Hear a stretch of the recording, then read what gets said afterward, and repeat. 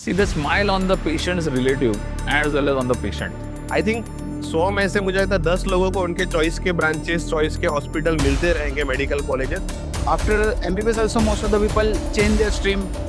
Choosing your specialty after MBBS will be one of the most difficult and the most important decisions that you will make after your MBBS. And the best way to avoid mistakes is to learn from somebody जिसने ये सारी चीजें पहले करी हो. Not just in your medical career but in life. So today we will speak to 3 of my senior friends and colleagues and try to understand the thought process behind the specialty that they chose. सबसे पहले we will speak to Dr. Pushparaj, who is a neurosurgeon. क्या ये आपका passion था जो कि आपने follow किया, और was it based on the rank or was it based on the location? No, this see, try to understand. My first target was to get a seat in general surgery. ठीक है, पर उसके बाद neurosurgery का option तो था ही, पर ये डीएनबी का ऑप्शन, ये मेरा फर्स्ट ऑप्शन नहीं था. My target was to secure a seat in general surgery, then go for an MCS training.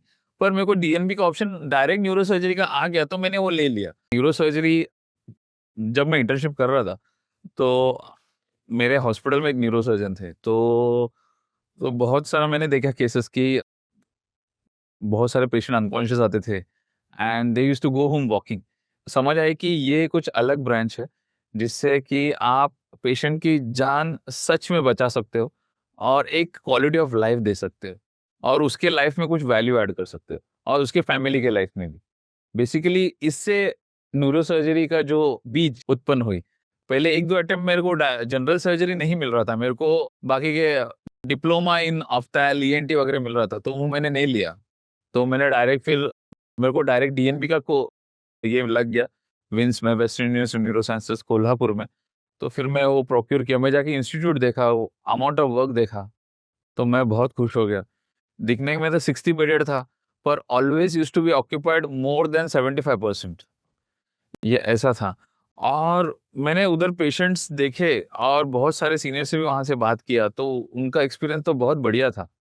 तो उसके बाद जैसे ही उधर का इंटरव्यू आ गया, सेलेक्ट हो गया, तो फिर मैं न्यूरोसर्जरी के रास्ते में चल पड़ा. ठीक है. So before we go ahead, let us note down कि अभी तक हमने क्या सीखा.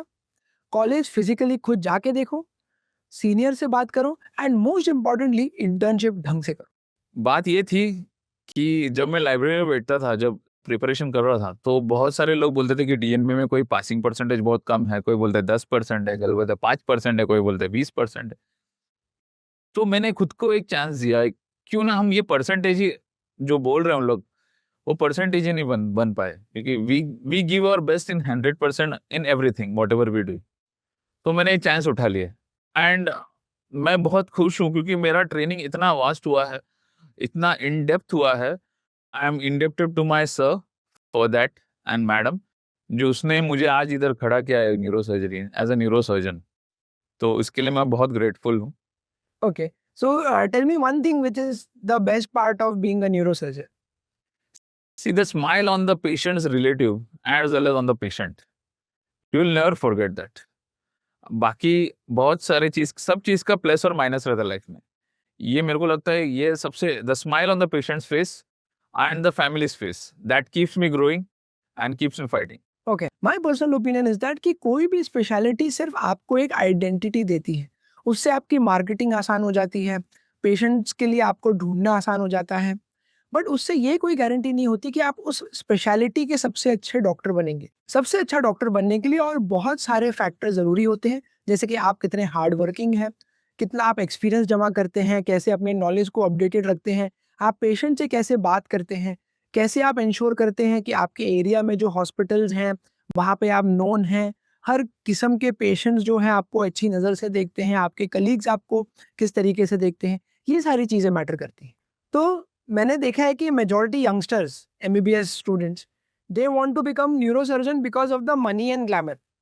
क्योंकि अगर आप इंटरनेट पे देखेंगे तो देर आर पीपल सेइंग कि neurosurgeons are the highest paid surgeons और doctors in the country. So do you think is one, वो आप क्या उसके बारे में क्या कहना है, and what are your thoughts on money versus satisfaction? No, actually see, money should always be the secondary step. Money आपको किसी प्रोफेशन में घुसना देना नहीं चाहिए, क्योंकि आपके पैशन आपको देना चाहिए, आपका पैशन आपको मनी आराम से दे देगा, ठीक है। फर्स्ट थिंग, कुछ भी काम कर रहे हो, कुछ भी काम, कौन सा भी काम कर रहे हो, समझो आप झाड़ू मारने का भी काम कर रहे हो, आप उसको तन मन धन से करो। ये लोगों का कैसा है कि गलत फहमियां हैं। देखो हम देखते हैं, देखो आप फॉर एग्जाम्पल मैं बता रहा हूँ, जस्ट एग्जाम्पल के तौर पे आप शाहरुख खान को देख रहे हो, पर किसी ने शाहरुख खान का स्ट्रगल देखा नहीं है, किस तरीके से वो ऊपर आया है, वो कितना मेहनत किया है, दिन रात मेहनत किया है, वो एक एक सीन के लिए 10-10 घंटे मिरर के सामने खड़ा था। वो बैकग्राउंड जो होता है वो कोई देखता नहीं है, अपन सिर्फ देखते हैं शाहरुख खान को, किंग खान को वो हाथ हिलाते हुए। दैट इज अ स्ट्रगल, जो स्ट्रगल है वो समझना जरूरी है। तो आप किसी चीज में भी माहिर हो सकते हो, पर आप अपना तन मन धन उसको न्योछावर करना जरूरी है। While listening to him, even I realized कि ना कि सिर्फ मेडिकल फील्ड बट किसी भी चीज में ग्लैमर के पीछे के स्ट्रगल को समझने की कोशिश करो and stop cribbing that grass is greener on the other side. ऐसा कुछ करो कि बाकी लोग बोले कि grass is greener on my side. Your work will define you. Yeah. कर्म ही मेरा धर्म है, this is my slogan and this is my motto. आपकी बातें सुन के मैं अगला क्वेश्चन ही भूल गया। what is the percentage of neurosurgeons who are rich and famous? अगर 100 न्यूरोसर्जन्स हैं तो what is the rough percentage of Less than 10%? less than 10%? Less than 10%? And is there, do you think that neurosurgery or any other branch, जो भी branches हैं, is a ticket to relax life, easy money, secure life? No. None of the branches offer this thing. Okay. There is a struggle in every branch. And saturation का आपको क्या face करना पड़ा? Do you think? देखो saturation कब होता है? कब होता है सैचुरेशन? जब आपके पास काम नहीं रहता है ऐसा आपको लगता है, पर देयर इज एन अपॉर्चुनिटी। अगर समझो एक दरवाजा बंद होता है तो 99 दरवाजे खुले रहते हैं, वो सिर्फ खोलना चाहिए, अपने को खोलना चाहिए या खुलना चाहिए, उसके लिए मेहनत लगता है। सी मार्केट में कितना आता है उससे आपका वैल्यू बढ़ता है। सही जगह पे जाना और लोगों से बातचीत करना और लोगों के साथ जुड़ना, आपका मोटो क्या है लाइफ में वो इंपॉर्टेंट है। इसमें आपका मोटो सिर्फ पैसा है तो न्यूरोसर्जरी ज्वाइन मत करो, कोई अच्छा बिजनेस कर लो, ऐसा मेरा मानना है। हाँ, तो मतलब if there is an MBBS student watching this, एक one thing that from your experience of training and PG and life, if there is one thing you can tell him कि देखो यार ये चीज समझ लो तो ये लाइफ लॉन्ग काम आएगी। एक तास स्वतःसाठी, मतलब अपने 24 घंटे में 1 घंटा खुद को देना बहुत जरूरी है, ऐसा मुझे लगता है। मतलब you could do anything. You could do anything. You can do cycling, walking, running, swimming, but 1 hour should be dedicated for you exclusive. ये आपको कब समझ में आया? MBBS में, PG में, प्रैक्टिसिंग में कब? प्रैक्टिसिंग में जब पीजी में था हम भाग ही रहे थे, कुछ समझ ही नहीं चल रहा था, ठीक है। जब प्रैक्टिस में आया तो नींद हैम्पर होने लगी, क्वालिटी ऑफ लाइफ हैम्पर होने लगी, तो फिर जब से ये समझ में आई तो 1 घंटा खुद को देना, तो उसमें लाइफ चेंज हो गया। तो what do you do for that 1 hour? Basically 1 hour I spend on walking, कभी कभी रनिंग, साइकिलिंग भी है, जिमिंग ट्राई किया पर नहीं सूट हो रहा है, ठीक है, और meditation, 20 minutes of meditation, that is a must for every individual should do. Let me quickly add that I routinely help medical students take better career decisions. मेरी e-book, मेरा जो career starter kit है, जो हमारे mentorship programs हैं, उन सब की links आपको description box में मिल जाएगी. Don't forget to check them out. Now we'll speak to Dr. Prafulla, who is an obstetrician and gynecologist. So sir, tell me something कि आपने gynecology choose की या आपको मिली, या how did you come across becoming a gynecologist? Gynaec मुझे मिली, actually it was not my first choice, लेकिन CET में मतलब I got gynaec, MS gynaec at Sion hospital, so it was a good option and also I was looking for a terminal branch, so gynaec, anaesthesia, these were मेरा ऑप्शन। मेरा starting से inclination towards surgical branch था। Medicine रहता तो ठीक है, कुछ दिन साल के बाद मैं एडजस्ट हो जाता था, लेकिन वो मेरा ऐसा कुछ फर्स्ट प्रेफरेंस है, ऐसा कुछ ये नहीं। इसमें ऐसा कुछ नहीं था कि मेरा बचपन से पैशन है कि मैं गायनेकोलॉजिस्ट बनूं और फिर आप गायनेकोलॉजिस्ट बन गए। इट इज नहीं, ये सब एनवायरमेंटल फैक्टर पे डिसाइड होता है। मतलब ऐसा किसी का, देखो हम लोग एमबीबीएस में एडमिशन लेते हैं तभी एक अलग रहता है कि मुझे पीजी इसमें करना है। जब सीईटी दे के एक्चुअल रैंक आता है तो उसके बाद सब ऑप्शन चेंज हो जाते हैं। इट इज लाइक इलेक्शन, मतलब कि हम लोग ये करने वाले वो करने बाद में सब। और अभी सीईटी तो ऐसा है कि वी कैन नॉट गारंटी कि अभी मैं 2 अटेम्प्ट दूंगा तो भी मुझे मेरे चॉइस का ब्रांच मिलेगा, मेरे चॉइस के हॉस्पिटल में मिलेगा, या ऐसा कुछ है नहीं। तो whatever we are getting we have to select from that only, कि मुझे अभी ये बेस्ट ऑप्शन है, मतलब इसमें से मैं क्या सिलेक्ट कर सकता हूँ। एक साल वेट करना इतना वर्थ है क्या नहीं, क्योंकि नेक्स्ट ईयर कंपटीशन बढ़ने ही वाला है। It is not like that कि नेक्स्ट ईयर थोड़ा इजी होने वाला है, comfortable, all more people will add on.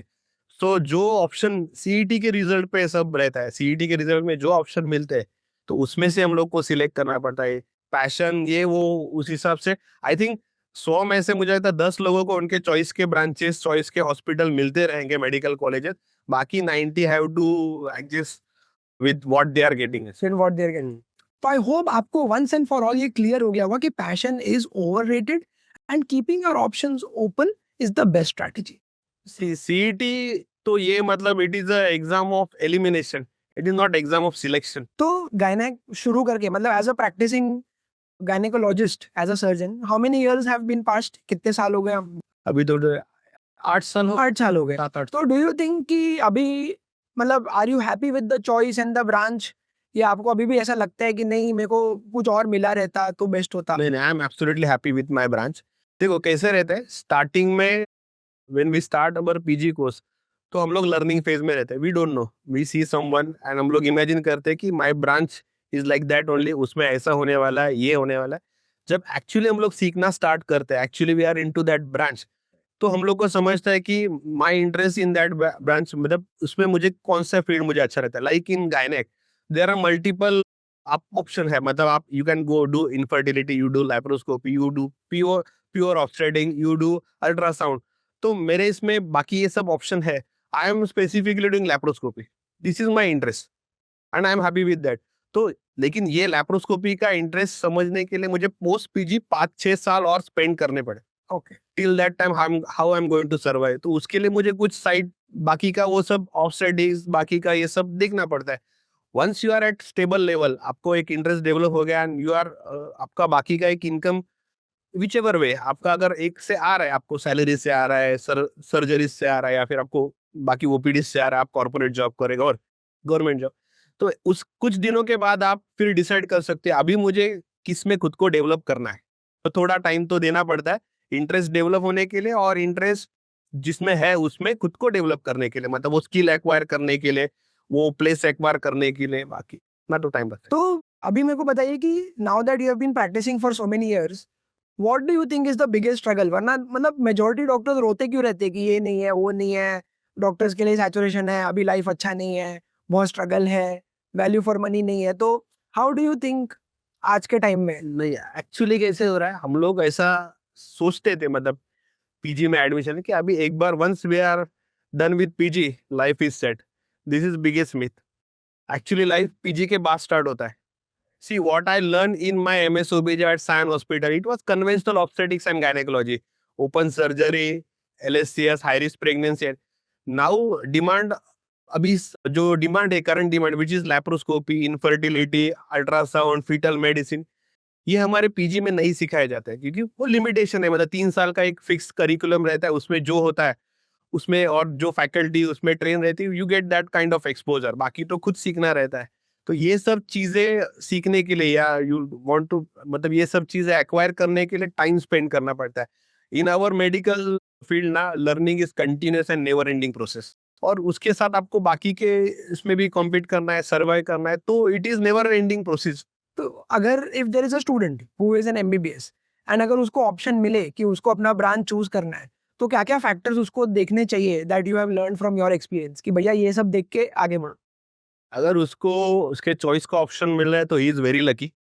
अगर नहीं मिल रहा है तो बाकी के, मतलब कि branch should be more of terminal type, मतलब और आगे 3 साल स्पेंड नहीं करना चाहिए, क्योंकि अभी बेसिक या टर्मिनल ब्रांच करने के you have to do lot of fellowships, मतलब आपको कुछ तो स्पेशलाइजेशन, सुपर स्पेशलिटी चाहिए, so that you can do whatever you like and आप सर्वाइव कर सकते हैं ऐसा। तो मोर द टर्मिनल, तो उतना और स्टडी ड्यूरेशन थोड़ा कम हो जाता है।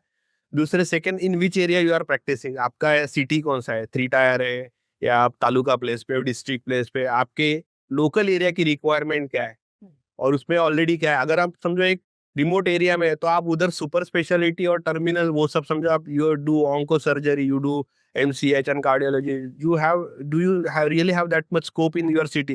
You have to shift to other, मतलब एक आपको मेट्रोपॉलिटन सिटी में अगर आपकी वो मेंटेलिटी है तो ठीक है ऐसा, लेकिन आपको अगर आपका अगर हाँ, और दूसरा एक पॉइंट कि आपका अगर कोई फैमिली बैकग्राउंड रहेगा, मेडिकल फैमिली से हो, आपका सेट रेडी है सेटअप, तो अगर मतलब ये थोड़ा अच्छा लगेगा नहीं लगेगा, लेकिन अगर समझो आपके एक कोई आपका ऑर्थोपेडिक सेटअप है, आपका गायनेक सेटअप है, तो आप अगर आपके फैमिली जो इसमें है तो आप अगर उसमें ही थोड़ा अगर आप आगे PG परस्यू करते हो तो आपका स्ट्रगल पीरियड 8 से 10 साल से कम हो जाता है। सो ओवरऑल आपको टर्मिनल ब्रांच चूज करनी है, उसका आपके एरिया में क्या स्कोप है वो पता करना है, एंड अगर पॉसिबल है तो नए पेरेंट्स ढूंढने। Next we will speak to doctor Dhyaneshwar who is an orthopaedic surgeon. आपको समझना चाहिए कि आप किस में बेस्ट हो। हाँ। After MBBS also most of the people change their stream. They will go for UPSC, they will go for MBA or some other courses. So it's all depend on you, in which field you are interested and in which field you don't want to go, that you should choose wisely. तो Advantage होगा। तो MBBS के बच्चों को पता नहीं रहता कि कौन सा ब्रांच कितना स्ट्रेसफुल होता है। So when I was choosing my branch, that time I had done my internship very seriously. तो मैं हर एक ब्रांच में थोड़ा शिद्दत से काम करता था। तो मैं भी खुद कंफ्यूज था कि मेडिसिन फील्ड में जाना है कि सर्जिकल फील्ड में।